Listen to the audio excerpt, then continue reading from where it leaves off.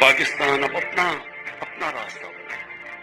ہم اپنے ذہنوں کو آزاد کریں کہ ہم کوئی اچھے غلام نہیں بننا چاہتے، ہم ایجاد کرنا چاہتے ہیں، ہم نیا راستہ ڈھونڈنا چاہتے ہیں، اپنا راستہ، اور وہ آئے گا سائنس اور ٹیکنالوجی سے، نالج اکانومی سے، تو تعلیم سے آئے گا۔ ہماری بہت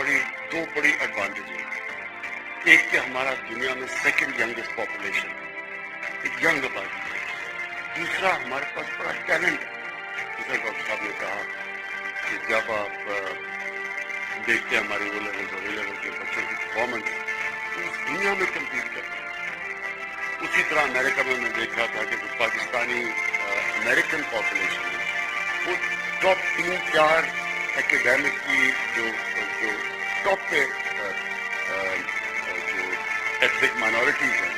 ان کے ٹاپ کے اوپر پاکستانی 3-4 ایتھنک مائنورٹیز